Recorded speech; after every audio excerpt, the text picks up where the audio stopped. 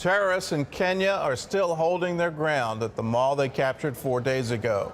Kenyan officials say several of the attackers are Americans. The standoff is raising new concerns about Islamic terror groups recruiting members from inside the United States.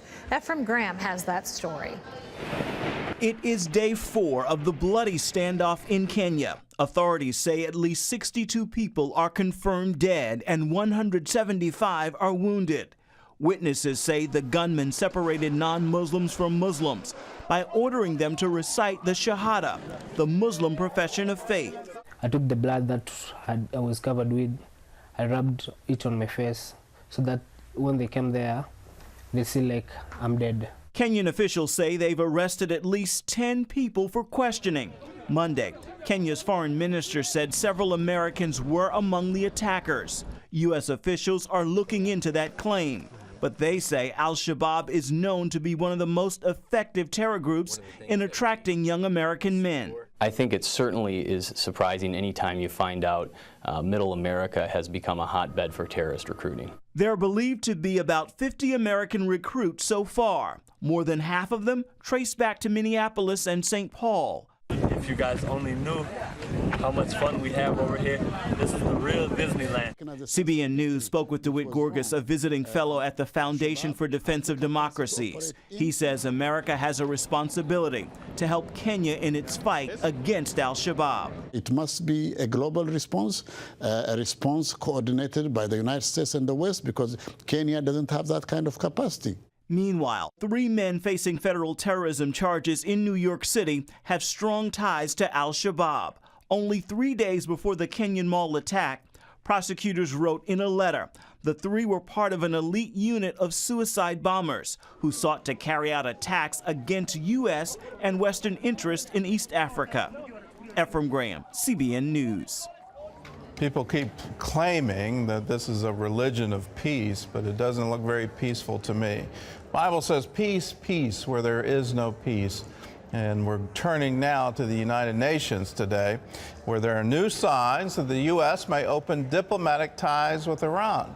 John Jessup has that story from our CBN News Bureau in Washington. John?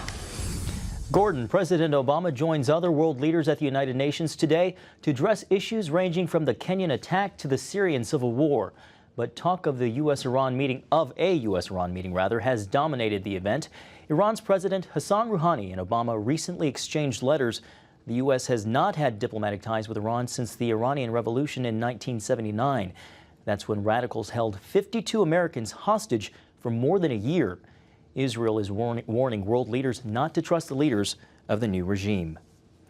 A key part of President Obama's health care law takes effect 1 week from today.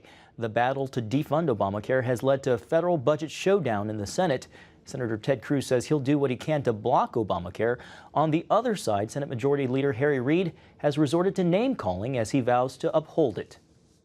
We're not going to bow to Tea Party anarchists who deny the mere fact that Obamacare is the law. We will not bow to Tea Party anarchists who refuse to accept the Supreme Court ruled Obamacare to be constitutional. Meanwhile, the latest ABC News Washington Post poll shows few Americans understand or like Obamacare, and barely 1 in 10 think the government is fully prepared to implement the law. Vandals knocked down a monument to the Ten Commandments near the U.S. Supreme Court. The 850-pound monument was shoved down so the commandments could no longer be read.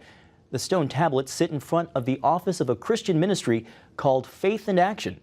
The Vandals also placed a For Rent yard sign next to the monument.